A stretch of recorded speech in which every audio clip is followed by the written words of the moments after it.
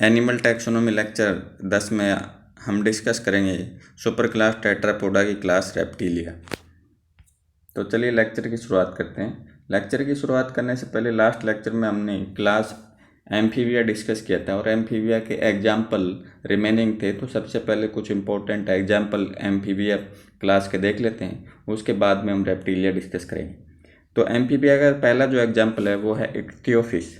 इक्थियोफिश को blind worm भी कहते हैं। लास्ट लेक्चर में ब्लाइंड वर्म के या इक्थियोफिश के कुछ करेक्टरिस्टिक फीचर बताया था। जो स्पेसिफिक फीचर है जो इक्थियोफिश में होता है वो आप कमेंट बॉक्स में कमेंट करके बताएंगे। आई hope all of you respond. Next example is very important example, this is salamander. Salamander के बारे में कुछ पॉइंट्स आपको याद रखने हैं। पहला पॉइंट क्या याद रखना है कि ये विविपेरस है, यानी कि ये एक ऐसा एम्फीबियन है जो बच्चे देता है। सेकंड करेक्टरिस्टिक फीचर क्या है, इसका जो लार्वल स्टेज है, वैसे तो एम्फीबिया का लार्वा हमने बताया था क्या था, टेडपोल। सैलामेंडर का लार्वा कई बार पूछ लिया जाता है, क्या है, एक्जोलोटल। क्या है, एक्जोलोटल लार्वा। ठीक है। इसके अलावा सैलामेंडर के अंदर जो यूट्राइन फेज है या कह सकते हैं गर्भावस्था है, वो सबसे लॉन्गेस्ट होती है। कितने मंथ्स की होती है? 36 मंथ। कितने मंथ की होती है? 36 मंथ, यानी कि अराउंड 3 ईयर्स का यूट्राइन पीरियड होता है किसके अंदर? सैलामेंडर के अंदर। तो ये 3 करेक्टरिस्टिक फीचर आपको सैलामेंडर के याद रखने।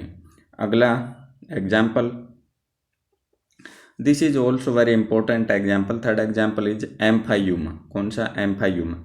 एम्फायूमा का क्या करेक्टरिस्टिक फीचर आपको याद रखना है कि इसको कोंगो ईल भी कहते हैं। क्या कहते हैं? कोंगो ईल। और इसमें सबसे बड़ी या लार्जेस्ट आरबीसी पाई जाती है। तो पूछ ले कि भाई largest RBC present in which vertebrates, तो दिस इज एम्फायूमा। और एम्फायूमा मेंबर है किसका? एम्फीबियंस का। इसको कोंगो ईल भी कहते हैं। तो I hope all of you remember it. Next one, Bufo. Bufo को क्या कहते हैं? कॉमन टोड भी कहते हैं। क्या कहते हैं? Common toad. बूफो के बारे में एक पॉइंट आपको याद रखना है, वो क्या है कि इसके अंदर पॉइजनस ग्लैंड पाई जाती है। वो किसका मॉडिफिकेशन होती है? पॉइजनस ग्लैंड, पैरोटिड ग्लैंड का। तो ये 4 एग्जाम्पल तो आपको पक्के पक्के याद रखने ही। 4 रखे हैं तो एक साथ 5 और याद रख लो।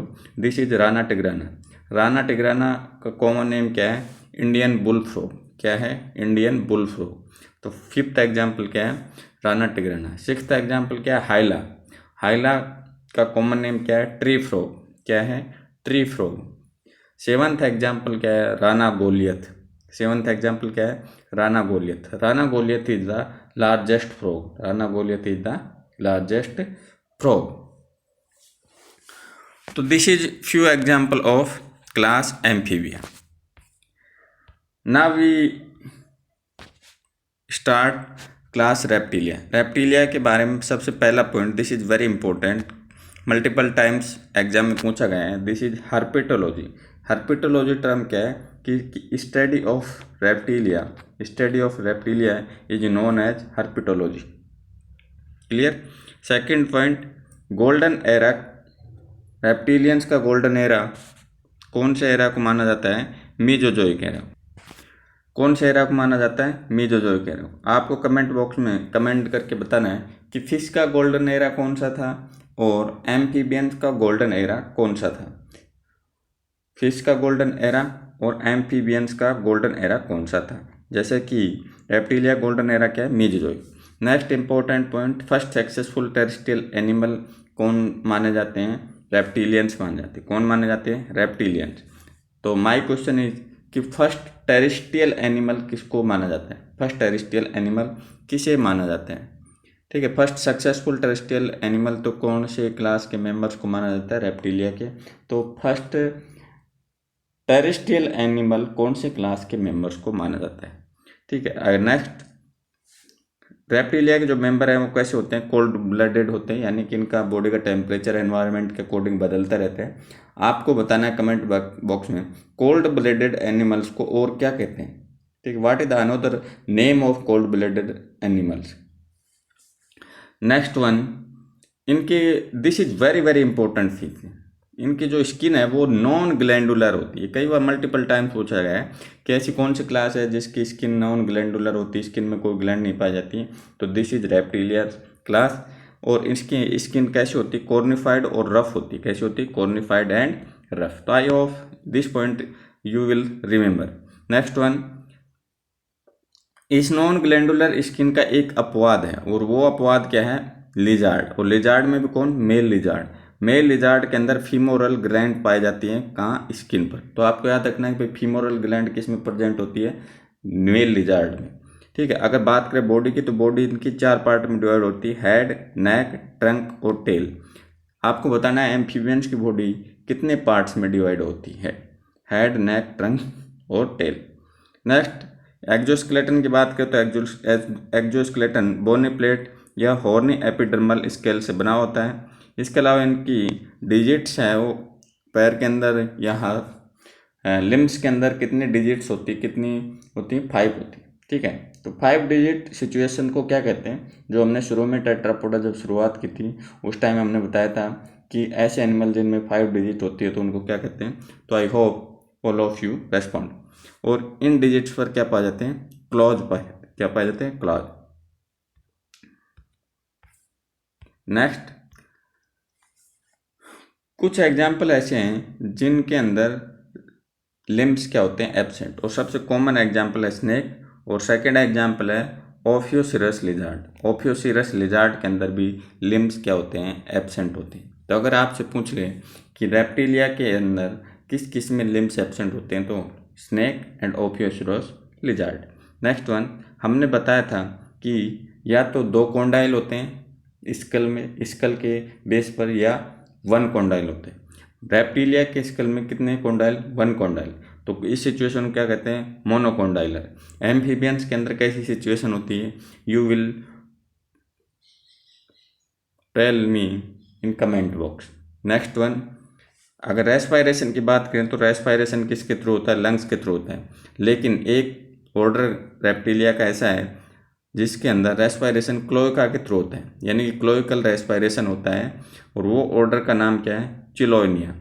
क्या नाम है? चिलोनिया। चिलोनिया ऑर्डर के मेंबर्स के अंदर रेस्पायरेशन कैसा होता है? Cloacal respiration. अगर बात करें हार्ट की, तो हार्ट के अंदर इनकम्प्लीट 4 चैम्बर्स होते हैं। कितने का चैम्बर्स होते हैं? इनकम्प्लीट 4 चैम्बर्स होते हैं, जिनमें वेंट्रिकल हैं वो क्या होते हैं?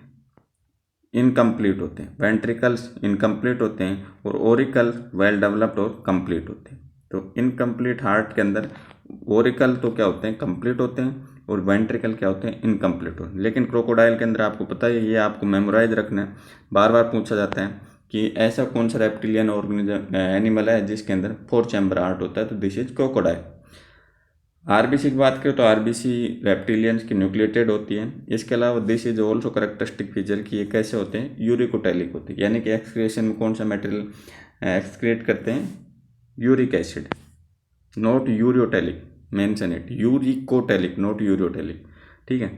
Next one, this is very important feature कि इनके जो माउथ की रूफ होती है, रूफ ऑफ माउथ, वहाँ पर एक ओल्फैक्टरी ऑर्गन प्रेजेंट होता है जो ओल्फैक्शन का आवाज़ करता है, उसको क्या कहते हैं? Jackson organ. Jackson's olfactory organ कौन से वर्ग के एनिमल्स में होता है? रेप्टिलियंस क्लास में प्रेजेंट होता है, रूफ ऑफ माउथ पर। कहाँ प्रेजेंट होता है? रूफ ऑफ माउथ पर। इसके अलावा मैंने जैक्सन थर्मल रिसेप्टर और बताए थे, तो आई होप आपको याद होगा, बताना कि थर्मल रिसेप्टर मैंने बताए थे, जैकबसन थर्मल रिसेप्टर, वो कौन से फाइलम में हमने डिस्कस किए थे। इसके अलावा इनकी जो कोडल वर्टिब्री है उसमें एक बोन होती है, चेवरोन बोन। कौन सी बोन? चेवरोन बोन। तो ये याद रखना है कि चेवरोन बोन पूछ ले तो कौन से क्लास के मेंबर्स के अंदर होती है? रेप्टिलियन क्लास के मेंबर्स के अंदर। एग की बात करें तो पोलिलिसिथल या टेलोलिसिथल एग होते हैं, और ये तो कोई इंपॉर्टेंट नहीं, लेकिन ये पॉइंट इंपॉर्टेंट है कि इनके एग के चारों तरफ क्या होती है? लेदर लाइक कवरिंग होती है। इसलिए ऐसे एग जिनके चारों तरफ लेदर लाइक कवरिंग होती है उसको बोलते हैं क्लीडोइक एग। कौन से एग बोलते हैं? क्लीडोइक एग। और क्लीडोइक एग का पाया जाना टेरेस्ट्रियल एडेप्टेशन का करेक्टरिस्टिक फीचर है। ठीक है। तो क्लीडोइक एग किस में प्रेजेंट होते हैं? रेप्टिलियंस के अंदर प्रेजेंट होते हैं। इसके अलावा इनके अंदर एक्स्ट्रा एम्ब्रियोनिक मेम्ब्रेन प्रेजेंट होती हैं। तो इसलिए इनको किस में रखा जाता है, एमनियोटर्म। किस में रखा जाता है, एमनियोटर्म। एम्फीबियंस को किस में रखा जाता है, एन एमनियोटर्म, क्योंकि उनके अंदर एक्स्ट्रा एम्ब्रियोनिक मेम्ब्रेन क्या थी, एब्सेंट। लार्वा अवस्था रेप्टिलिया के अंदर एब्सेंट होती है, इसलिए डेवलपमेंट कैसा, डायरेक्ट। इसके अलावा इनका क्लासिफिकेशन किसके बेसिस पर किया जाता है, टेम्पोरल फोरामेन की प्रेजेंस के बेसिस पर। तो ये भी कई बार पूछ लिया जाता है कौन सी ऐसी क्लास है जिसका क्लासिफिकेशन टेम्पोरल फोरामेन के बेसिस पर किया जाता है, तो दिस इज रेप्टिलिया। या फिर कभी कभी ऐसे पूछ लिया जाता है कि रेप्टिलिया का क्लासिफिकेशन किसके बेसिस पर किया जाता है, तो temporal presence of temporal foramen. तो this is our today's lecture series. I hope all of you respond as soon as possible. कल थोड़ा नेटवर्क एरर की वजह से हम लेक्चर अपडेट नहीं कर पाए। Remind in your mind, respond all question, attempt all question and be regular, because together we will make difference. Thank you so much. Have a wonderful Tuesday.